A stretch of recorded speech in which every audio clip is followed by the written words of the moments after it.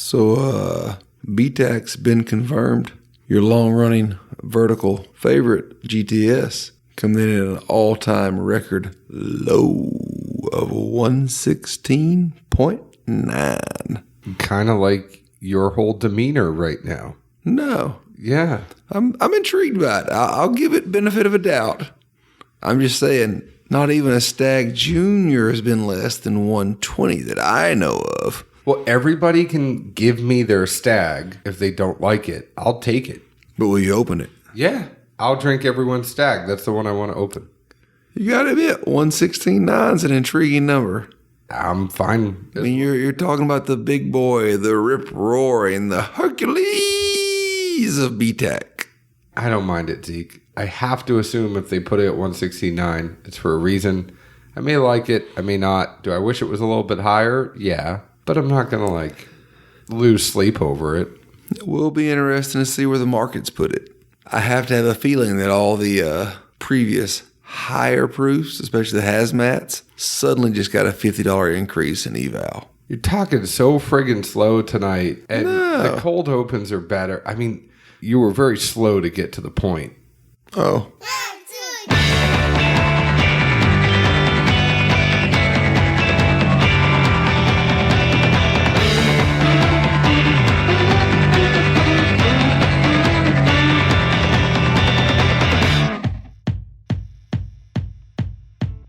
Hello, everyone. My name is John Edwards, and with me is Zeke Baker, and together we make the Dad's Drinking Bourbon. Wherever you are, whatever time it is, thank you for making us a part of your day. Say hello to everyone, and how are you, Zeke Baker? Say hello, or how am I? I said say hello, and I used a conjunction. I know, it's confusing. Hooking up cars and making them function. You ever watch Schoolhouse Rock? No. Really? You never had to watch that in school? No.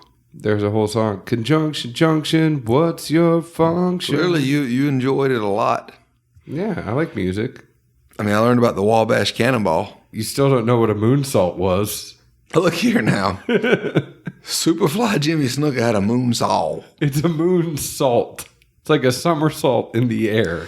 It's late right now, but when it's during normal hours, you're going to Google it. It's going to say moonsault. I'm going to message all my friends back home and ask them, what is it called?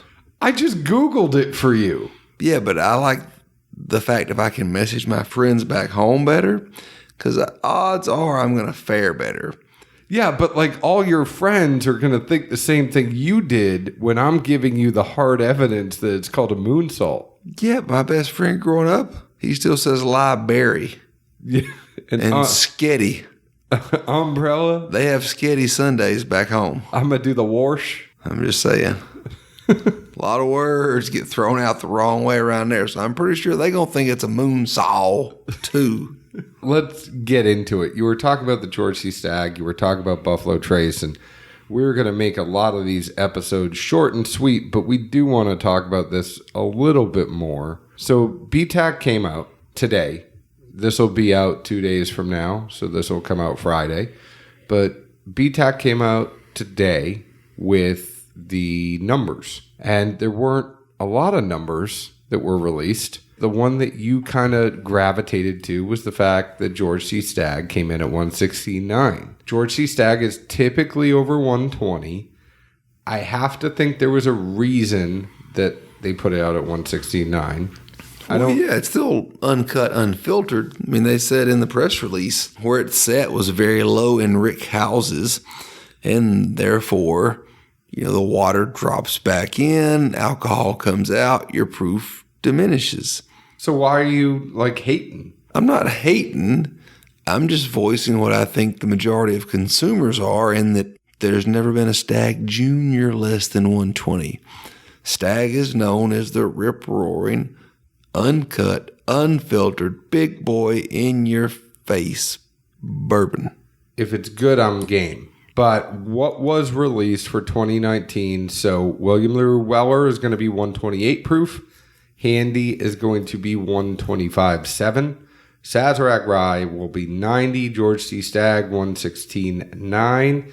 and Eagle Rare, obviously, 101. The age of everything. The Weller is going to be 12 years, 6 months. The Handy is going to be 6 years, 2 months. The Saz is going to be 18. George T. Stagg is 15 years and 3 months. And Eagle Rare is 17 years and 3 months. But I have to think this is another year for Handy. Coming in at 125.7, the Weller is going to be the harder attainable one to get. Handy is still something. Well, they didn't put numbers out this year. Oh, you don't know how many there are. Exactly. But I'm saying Weller's the one that's always going to go higher on secondary. So if you don't have that much money to go get it and you don't find it in a store, Handy is the one that you could still probably attain on secondary, even if you can't get it. I would have to say that's where I would head. Is that hashtag head for the Handy? No hashtags. Just saying last year, to me, it beat them all. Or that we had. We never got the Saz, but we had everything else. That's not too shabby. Yeah. Want to mention before we get started, go ahead and get your tickets for Bacon and Barrel by going to baconandbarrel.com if you haven't yet. This episode is sponsored by Cask Cartel, changing the industry standard in alcohol. You could sit on your couch and go ahead and order your Smirnoff vodka, a couple of store picks of bourbon. You can get all of your favorite liquor.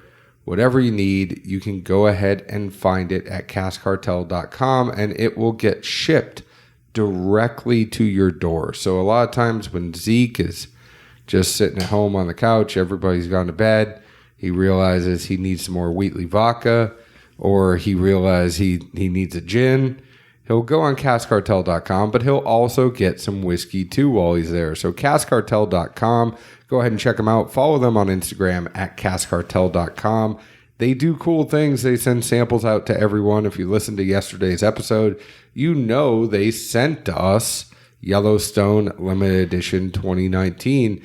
They might send it to you too. Go ahead and follow Cask Cartel on Instagram and check them out at caskcartel.com. I just wish they'd send us some claws. The struggle is real. I can't wait. We are going to sneak preview. We are going to find a way to do claws in a blind against some other seltzer drinks. Smirnoff is doing some new flavors. They're trying to catch up now suddenly. Like ice? Yeah, I found some watermelon thing in the fridge at the rental. Did MSP leave it for you? No, but you wouldn't have put it past him? I was going to say it's not past me to mail it to him at some point. From an undisclosed sender, and literally you just open up the box and you just got iced. I know we have to get to the whiskey, and we are reviewing Mic Drop 3 tonight, but this is kind of a funny story that I will, since I'm talking a little bit quicker tonight, which is not always normal, I'm going to tell this story. So MSP just came to Zeke's house as he was riding out Hurricane Dorian. MSP tried to ice Zeke. What Zeke did is he then got another ice and then put it in MSP's suitcase. Now, he was thinking when MSP was packing up, he would have found this ice. He would have got iced in Nashville. Or getting ready to go out, or looking for like clean underwear, or... He must have wore the same underwear the whole time he was here. Literally, I didn't hide it very well. So Zeke puts it in his suitcase. Michael was stopping in Asheville on his way back to Charleston, and they were going to spend a couple days in Asheville. So he all of a sudden gets to Asheville, opens up his suitcase. He's like, damn it, Zeke Baker. Whammy. You'd think he would have found it first. It was barely under the top layer of clothes. That's it made it 2 days. The only upside to this whole story is the fact that by making it 2 days, it went from nice and chilled to room temperature. And you got to do it. Oh, he did it. I'll give him credit. Good for you, MSP. We loved having you on.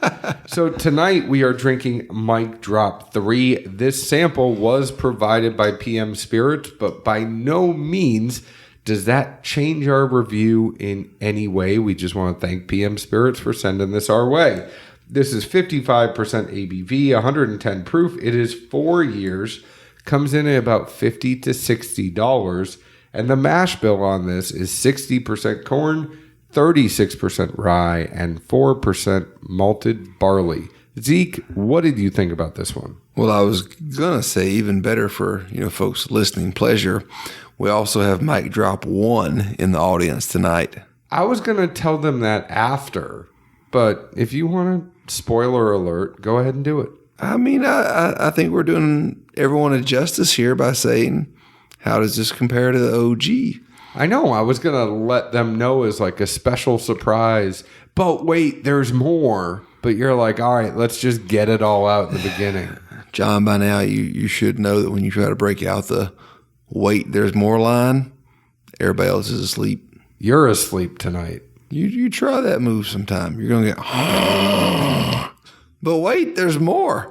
I'll rub your feet, I promise. Come on. I don't like, that sounded like in Ghostbusters, Zool. Like when you hear the rumblings coming at the top of the building, that's what it sounded like. Well, either way, when you say, wait, there's more, nobody's going to levitate in the bed for you. Oh, God.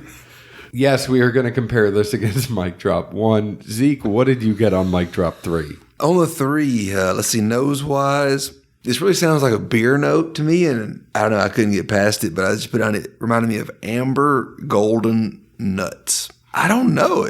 It did, though. You're nuts. I wouldn't even try to claim what beer it was, but it had that kind of like just that smell to it, mixed in with some of the color and whatnot.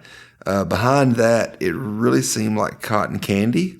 4-year corn kind of makes a little bit of sense. Palate-wise, at first, it was just a rush of sugars. Then behind that, some heat moved in, a little bit of light clove, and then it just kind of faded away. But it did, interestingly enough, for young-ish juice, it did have a finish that I thought was an interesting mix of the singe and the clove. Hung around pretty well. I wasn't necessarily a fan of it, but seeing as I don't really note or pick up a finish too much of the time, this definitely had one and hung around. So if somebody's a fan of that, I thought that was pretty novel. Yeah, the nose was tough for me in the beginning because I really didn't get a lot. I feel like this is one of those ones, that, like a Four Roses limited edition small batch, you want to let it sit for a good bit before you actually get into the nose.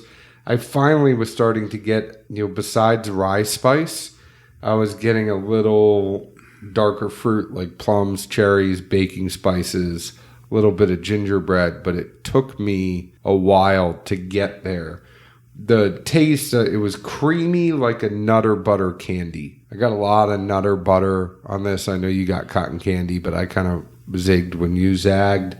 Slight chalky mouthfeel, but nothing that I'm like upset over. The finish was creamy. I did get a little bit of your clove spice in the taste and the finish, but finish was creamy and lingered pretty nicely. So overall, I was very happy. I think I'll just kind of get this out there right now. At $50 or $60 for everything they do, and all the stuff that PM Spirits is known for, I'm a buy. I wasn't disappointed with this. I think it's priced accordingly for what you're getting. And knowing kind of PM Spirit's reputation for playing around with stuff, and you're going to have a pretty unique blend when they're involved.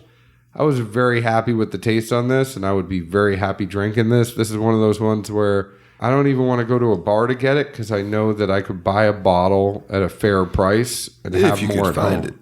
If you can find it, yeah.